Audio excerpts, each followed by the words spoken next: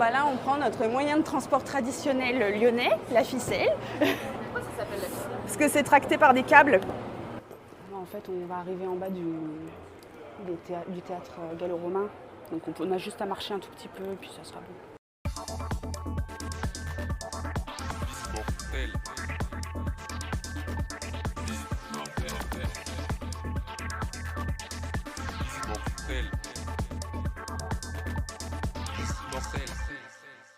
Vous écoutez Visite Mortelle. Le 4 octobre 2025, nous avons rencontré Juliette Cazes, que vous connaissez peut-être grâce à son média Le Bizarre Homme, ou l'un de ses nombreux livres qui sont devenus des références si vous vous intéressez aux rites et à l'histoire funéraire aujourd'hui. On l'a retrouvée à Lyon pour visiter le cimetière le plus cossu de la ville, qui ouvre ses portes en 1807, le cimetière de Loyasse. Il est situé sur la colline de Fourvière, à quelques pas seulement de la basilique qui surplombe toute la ville. C'est d'ailleurs encore un lieu d'inhumation pour les Lyonnais et Lyonnaises aujourd'hui. Et comme vous pourrez l'entendre, on a été conquise par ce magnifique cimetière. Bonne écoute! Je m'appelle Juliette Cazes, j'ai bientôt 36 ans.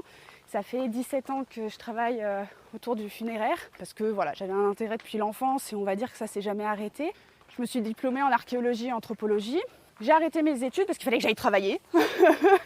Mais j'ai pas perdu mon intérêt du tout pour ce sujet-là, bien au contraire. J'ai continué à essayer de travailler dans le milieu culturel, etc. Et en fait, dans ma vie, je suis partie dans le monde du tourisme. Et ça a été une expérience en fait hyper gratifiante parce que ça m'a permis de beaucoup aller à l'étranger et là d'aller voir des rites funéraires à l'étranger. Donc je profitais de mon travail pour pouvoir travailler sur des ethnies différentes que je rencontrais, avec qui je restais, en Éthiopie, en Indonésie. Bon bref, ça a été vraiment important dans mon parcours. Et puis au moment du Covid, j'ai perdu mon travail parce qu'il n'y avait plus de voyage. Et donc j'ai passé le diplôme national de conseiller funéraire et maître de cérémonie. Et quand je l'ai eu, j'ai commencé à travailler dans les pompes funèbres. Donc c'était pendant le Covid, moment majeur de privation des rites, parce qu'au fil du temps, je me suis beaucoup intéressée aux rites. Et je me suis spécialisée dans la prise en charge des corps, donc le transport de corps et le travail en chambre funéraire pendant quelques années pour ensuite repartir dans le tourisme, ce qui me permet à côté d'écrire des livres et de faire de la recherche. Voilà. Le Bizarreum, c'est un média en fait que j'ai créé en 2017, mais il a trouvé naissance quand je travaillais à l'inventaire de la collection de médecine de l'Hôtel-Dieu de Lyon. Avant que le musée ferme, j'aimais trop ce que je faisais. Voilà, c'était hyper macabre, j'étais avec des cires anatomiques, des bébés dans du formol. Et quand je sortais de là, quand je racontais ça aux gens, ils me disaient tous t'es bizarre, t'es bizarre, t'es bizarre. Et je me suis dit je vais en profiter. Je vais essayer de trouver des gens sur internet qui peut-être ont les mêmes intérêts que moi. Maintenant il y a plein de trucs sur le funéraire, mais à l'époque il n'y avait rien. Il n'y avait que des sources américaines, surtout Ask a Mortician, des choses comme ça, dans la mouvance Death Positive. Je voyais les gens qui prenaient beaucoup ça en référence, mais je me disais là on parle d'histoire funéraire américaine, mais l'histoire funéraire française, ça serait cool de la vulgariser en fait. Et j'ai lancé ça au début sur YouTube, je faisais mes vidéos sur mon téléphone. Voilà, un peu de briquet de broc on va dire. En fait ça a pris hyper rapidement en faisant du contenu, donc il y avait de l'archéo-anthropo, de l'archéo pur, de l'histoire funéraire, des rites. Progressivement c'est un média qui a pris de plus en plus d'ampleur. D'abord c'était une chaîne YouTube, ensuite ça a été un site, et après j'ai complété avec un podcast pour justement tous les sujets que je ne pouvais pas faire en vidéo. Par exemple la nécrophilie quoi. Au fur et à mesure, on a été de plus en plus nombreux. Et moi, ça m'a permis de commencer à publier des livres. Le premier est sorti en 2020, Funèbre, qui était un livre vraiment de vulgarisation pour les gens qui ne connaissent pas du tout la question des rites. Et la machine était lancée. Je sors à peu près un livre chaque année, toujours un travail de fond qui est fait constamment à côté de mon travail. Et donc j'essaye de choisir des sujets qui me plaisent, des sujets qui rentrent aussi dans mes expertises. Et donc il y a plein de sujets très variés qui évoluent avec moi aussi. Par exemple, les momies, parce que c'était un sujet qui me tenait à cœur. Mon objectif, c'est d'écrire pour le grand public. Et surtout, c'est de m'amuser, d'avoir des sujets qui évoluent avec moi, tout simplement. Lorsque nous avons retrouvé Juliette Cazes, le rendez-vous ne nous a pas été donné devant l'entrée du cimetière de Loyasse, mais à la station Vieux-Lyon, cathédrale Saint-Jean. Nous avons embarqué dans une rame du funiculaire, communément appelée la ficelle, pour suivre le chemin que faisaient à l'origine, au XIXe siècle, les défunts et défuntes et leurs familles endeuillées. Alors on change un peu de format pour cet épisode et on vous embarque dans cette ascension jusqu'au cimetière, car il faut savoir que Lyon n'est pas une ville toute plate. Les rues en pente sont nombreuses, mais le jeu en vaut carrément la chandelle. Donc quand il y avait les inhumations, fallait monter à pied ou en corbillard, etc. Donc ça commençait à être compliqué. Et ils en avaient fait une où il y avait à l'arrière un wagon pour les morts. On mettait les cercueils et on montait les cercueils à l'arrière du tramway, quoi. Donc voilà. Mais on va suivre le parcours. Donc il y avait un bout de ficelle et après il y avait un vrai tram en fait qui existait pour ça, quoi. Mais ça a fait faillite. Ils se sont dit que ça devenait trop compliqué pour les gens d'aller à l'Oyas et donc ils ont créé ça. Et à une époque, il y avait les tunnels qui étaient encore ouverts avec les rails et tout. Donc, moi j'y suis allée, jeune, mais forcément. Mais voilà, maintenant c'est fermé. Bon, les filles, ça va grimper. Bon, on va traverser par le théâtre. C'est plus sympa. Alors ici, donc on est sur la colline de Fourvière, dans l'amphithéâtre. Il y a un amphithéâtre et un odéon, plus petit théâtre, quoi, à côté. Et donc, c'est là où il y a les nuits de Fourvière aussi, pour les concerts. C'est pour ça qu'il y a des installations, des concerts, des spectacles, c'est toujours hyper booké, il y a toujours plein de monde, voilà. Et donc il y a un musée archéo évidemment à côté. Ici c'est aussi un lieu de rendez-vous, mais ça se mérite, quoi. Si tu fais tout à pied, t'arrives, t'es en sueur. Alors techniquement, on estime que les débuts de Lyon, c'est au bord de la Saône en effet, un petit peu plus loin. En fait, il faut s'imaginer que Lyon, il y avait les vias romaines, qui allaient en direction de Rome, etc., donc qui traversaient. À cette époque-là, forcément, on mettait les morts à l'extérieur de la ville des vivants. Donc ils étaient le long des vias. Il y a un site archéologique plus loin sur les quais, il faut marcher un petit peu, qui est caché sous un immeuble. Et en fait, on voit des tombes un peu plus tardives, elles qui sont des premiers chrétiens. Mais ça nous donne aussi une bonne indication sur à quel point on avait des zones funéraires un peu partout, quoi. Sur cette colline-là, c'est là où on a le plus de restes, et un petit peu sur la colline de la Croix-Rousse. On n'a pas tout trouvé. Le développement de la ville, il est progressif. Donc pendant très longtemps, on s'est concentré sur la Saône, parce qu'il y avait aussi tout le transport de marchandises, etc. Et c'est ultérieurement, quand on a commencé à avoir des églises, et donc des espaces consacrés, qu'on a eu le développement des cimetières dans Lyon. Pour la fête des Lumières, comme c'est très religieux et qu'on monte à Fourvière, on a aussi des processions. Donc on a différentes paroisses qui vont monter à pied, parfois en chantant, parfois avec des bougies, etc. pour aller jusqu'à Fourvière. C'est une fête majeure à Lyon, pas seulement parce qu'on met des lumignons aux fenêtres, même si ça, quand on déménage, ça nous manque beaucoup après. Mais c'est aussi un moment important de dévotion en fait. Donc c'est très touristique parce qu'il y a la lumière, mais c'est vrai qu'il ne faut pas oublier qu'à la base, c'est quelque chose de très très important pour les paroisses qui sont encore actives à Lyon, quoi. Sur la colline, il y a plusieurs ordres qui vivent ici. On a certaines terres qui ont été utilisées pour les cimetières, par exemple, qui ont été vendues de la part des ordres religieux. Donc ils pouvaient avoir aussi un accès un peu spécial pour inhumer leurs morts.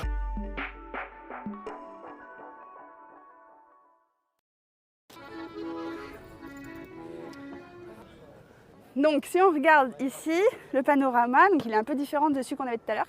Ici, on est sur la colline de Fourvière. Là-bas, c'est la colline de la Croix-Rousse. Donc la colline de Fourvière, où on est là, c'est la colline qui prie, justement parce qu'il y a beaucoup d'ordres religieux, etc., et qu'il y a une concentration de foi ici. Et la colline de la Croix-Rousse, c'est la colline qui travaille, c'est-à-dire en référence aux canuts, qui travaillaient la soie et qui du coup faisaient vivre pas mal de familles à l'époque à Lyon, au 19e siècle notamment. Ils se promenaient avec leurs rouleaux de soie sous les bras, et c'est pour ça qu'on a beaucoup de traboules aussi sous les immeubles pour éviter de mouiller les rouleaux de soie. Les traboules, ce sont justement des passages qui se situent sous les immeubles. Il y en a à la Croix-Rousse, il y en a à Saint-Jean. Ça servait vraiment à ça en fait, à pouvoir circuler rapidement et en étant protégé aussi des aléas climatiques, quoi. Si on prend là le panorama qu'on a, on va plutôt plonger dans l'histoire, on va dire, avant le 19e siècle, avant les réformes funéraires, clairement. On a sorti tous les cimetières de la ville et on les a mises loin des vivants. Et donc on a plusieurs paroisses qui ont été utilisées de l'époque médiévale et même avant, jusqu'à la fameuse réforme, donc jusqu'à la fin du 18e et début du 19e. Dès que vous voyez une grosse église, en général, c'est que là, on avait un enclos paroissial avec un cimetière. Et comme à Paris, on a eu le même problème, c'est-à-dire que les corps s'entassaient, il n'y avait plus de place et ça commençait à sentir, ça commençait à inquiéter un petit peu tout le monde en termes sanitaires. Le gros dôme que vous voyez, c'est l'Hôtel-Dieu, c'est l'hôpital historique. Il y avait la Charité aussi, c'est pour ça on dit l'hôpital qui se fout de la Charité, l'hôpital de l'Hôtel-Dieu qui se fout de la Charité. Donc les deux lieux se tiraient un peu la bourre, si je puis dire. Et en fait, là, forcément, on soignait beaucoup de pauvres qui, eux, étaient inhumés avant les réformes dans des fosses communes, un petit peu plus loin, du côté Rhône, du coup. Ici, on est sur l'arrêt de tramway qui permettait d'aller à la fin du 19e et au début 20e, jusqu'à ce que ça fasse faillite, d'aller au cimetière en tramway et de transporter des cercueils pour ceux qui en avaient les moyens. Il faut imaginer qu'on avait une ficelle comme on a prise qui montait jusqu'ici et ensuite on avait un tramway et on va suivre le chemin du tramway. On a des photos d'époque et on va voir des rails. À Lyon, il faut être curieux en fait, il y a des détails absolument partout qu'on ne voit plus, mais quand on va marcher, vous allez vite comprendre le chemin de ce tramway qui servait à aller à Loyasse. Si on regarde ici, ils l'ont bouché ou pas? Hop. Ouais, ils l'ont muré. Mais en fait, en gros, ça, c'était l'arche qui servait d'arrivée de ce tramway. Mais avant, c'était pas muré. Et en bas, on avait la gare qui ressemblait à ça. C'est un peu loin, mais on voit encore quelques rails. On voit bien qu'il y avait celle qui montait et celle qui descendait. Donc là, on va suivre ce fameux tramway des morts, bon, qui ne servait pas qu'aux morts, évidemment. Puis ça avait un coût, hein, mine de rien, de prendre un ticket pour pouvoir monter des cercueils.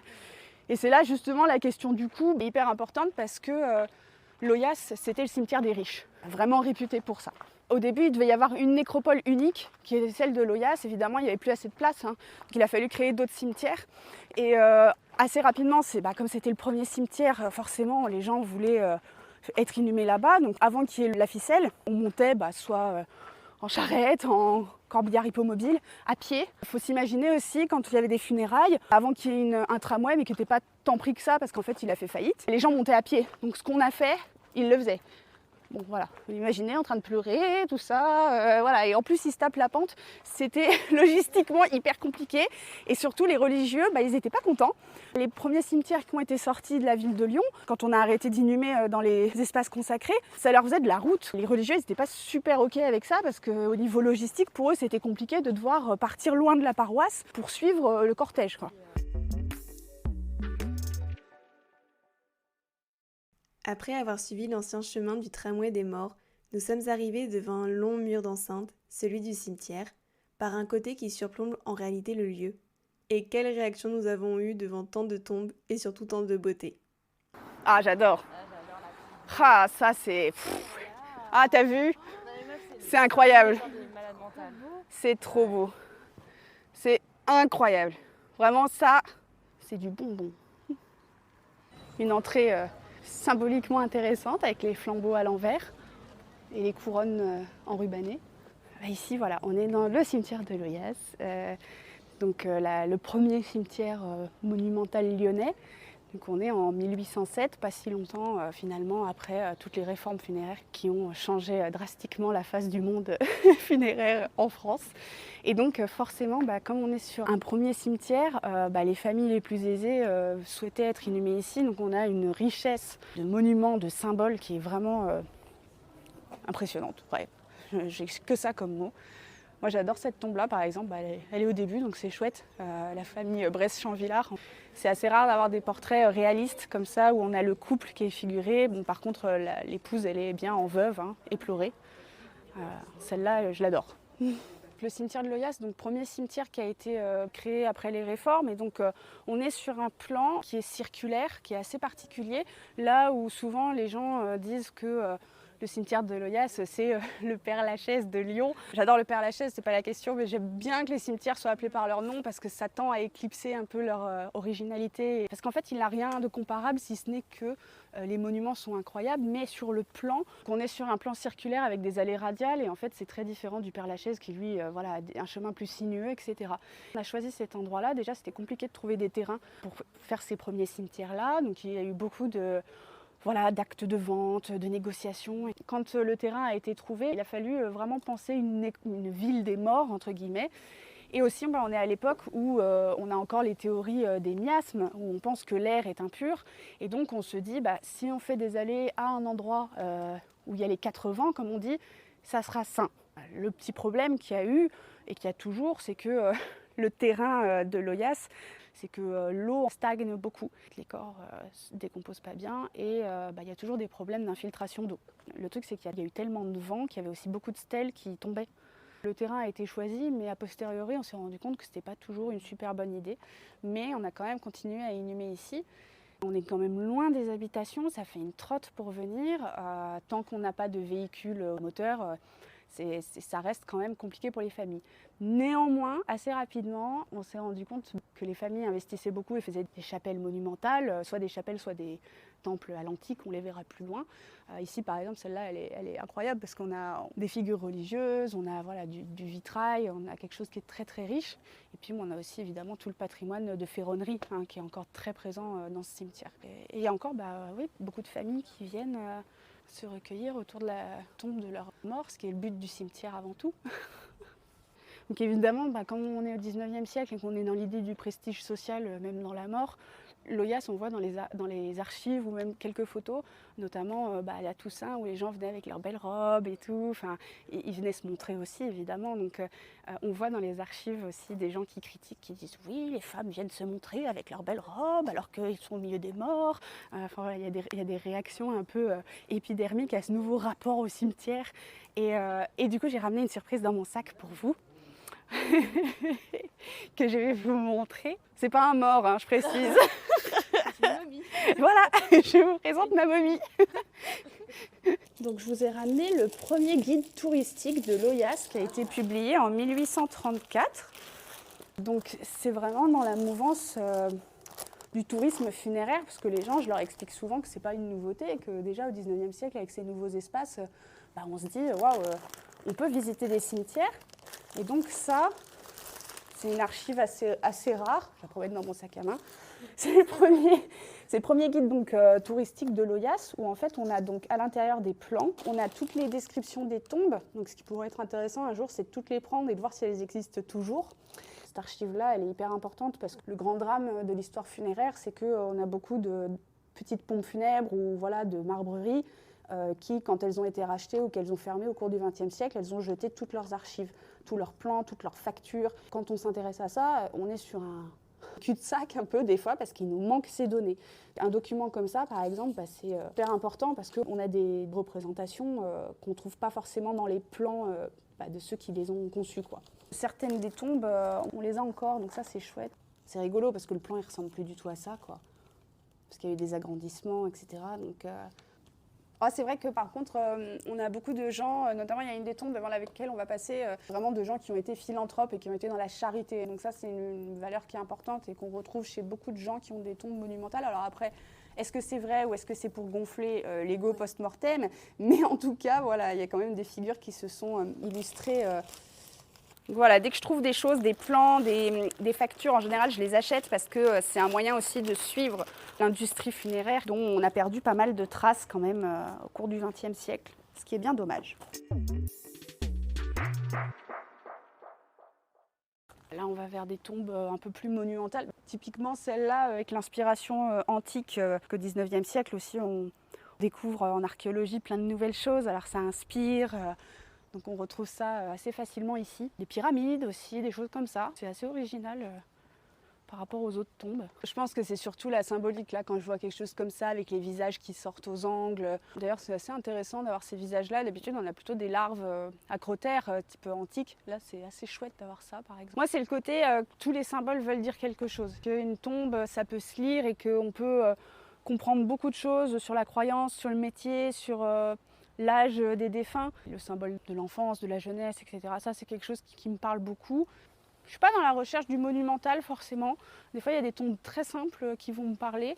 Mais par contre, c'est vrai que, comme beaucoup d'ados, je pense, j'ai été aussi bercée par une image du 19e siècle assez particulière, souvent un peu, on va dire, édulcorée aussi dans son côté macabre. Et j'aime cette période de transition, voilà.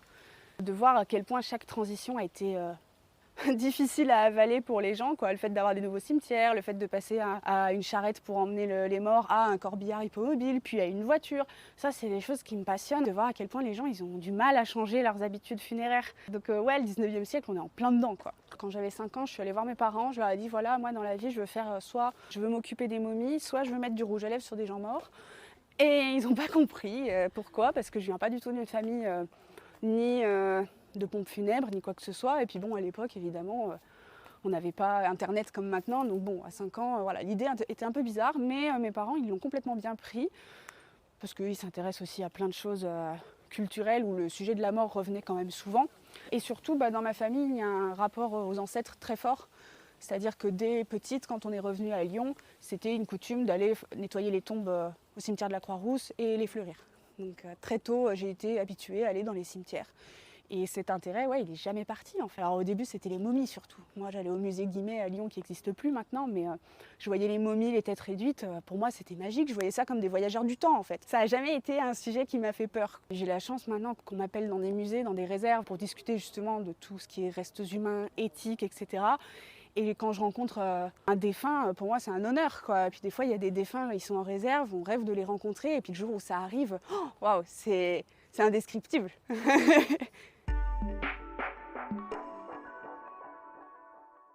À Lyon, on est sur une politique de végétalisation vraiment massive, justement pour permettre aussi aux espèces animales de venir. Donc ça, c'est chouette. Les cimetières ont beaucoup changé ces dernières années. On le voit, enfin si on va souvent au cimetière.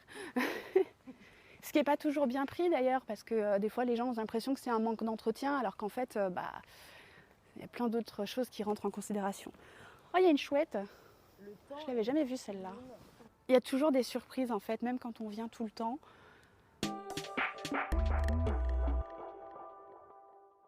On va passer devant la tombe de la famille Guimet. La famille a une tombe tout à fait intéressante dans laquelle on peut rentrer.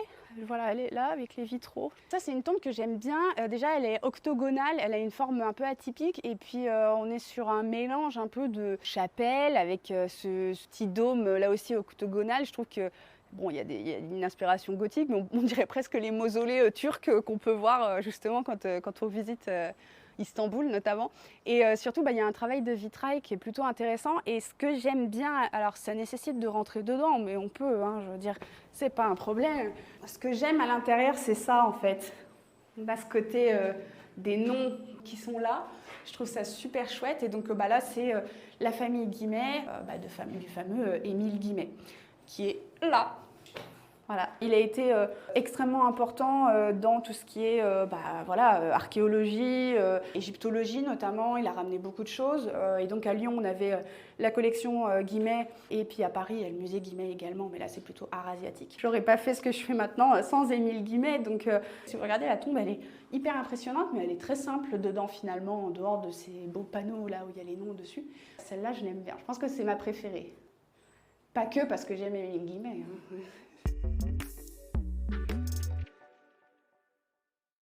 Voilà, je vais vous emmener sur une tombe où ma maman m'emmenait. Ma maman m'emmenait justement parce qu'elle s'intéresse beaucoup à toutes les questions ésotériques, etc. Donc c'est une grande différence entre elle et moi, c'est que moi je travaille avec la mort, mais j'ai fermé à la porte entre guillemets à tout ça. Mais je discute avec beaucoup de gens qui s'y intéressent forcément parce que voilà, moi j'aime bien avoir les avis de tout le monde. Tadam! Ah, c'est tout beau maintenant. La tombe de Maître Philippe, c'est un peu l'équivalent en termes de dévotion autre de la tombe d'Alan Kardec, par exemple, au Père-Lachaise. Du coup, là, c'est la tombe de Maître Philippe. Donc, c'était un mystique en fait, du 19e siècle qui faisait du magnétisme. Donc, il a eu vraiment un franc succès au cours du 19e siècle. Et ensuite, sa tombe, il y a eu beaucoup de cultes populaires autour, etc. Il y a des gens qui disent que quand ils sont sensibles aux énergies, des choses comme ça, c'est très très fort. Moi, je sais que ma maman, on venait souvent ici, voir cette tombe-là. Mais j'ai souvenir qu'elle était beaucoup moins propre et beaucoup moins fleurie.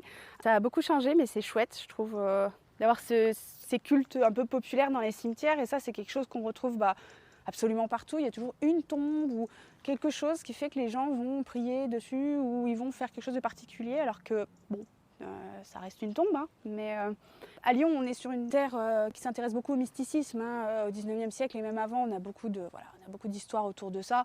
Donc c'est vrai que ça s'inscrit un peu dans cette mouvance, on va dire. Donc Maître Philippe, c'est un lieu de pèlerinage pour tous les gens qui s'intéressent à ces disciplines. Voilà. Je pense que les gens, ils ont fait des remerciements aussi, vraiment comme un religieux, quoi. C'est ça qui est fou. On a beaucoup parlé avec Juliette. Une conversation de près de 3 heures, qu'on ne peut évidemment pas vous mettre dans un seul épisode. Vous commencez à connaître la chanson. On espère que cette ascension, puis balade au cimetière de l'Oyasse, vous a donné envie d'y aller, ou bien d'y retourner, et de découvrir les magnifiques monuments funéraires et les histoires insolites qui s'y cachent.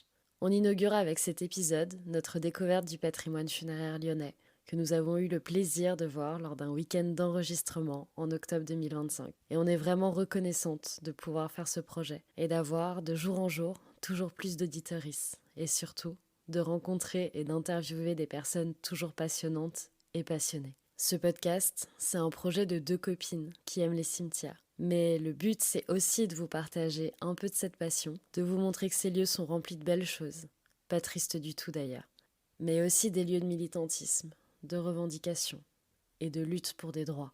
Et c'est ce qu'on évoquera la semaine prochaine avec Juliette Caz à travers ses travaux de recherche. À bientôt! Vous venez d'écouter Visite mortelle, un podcast produit de manière indépendante par Raphaël Jaillet et Alexandrine Espinas. Si cet épisode vous a plu, n'hésitez pas à nous laisser 5 étoiles et à vous abonner. Retrouvez-nous sur les réseaux sociaux, @visite mortelle au féminin pluriel. À bientôt pour un prochain épisode.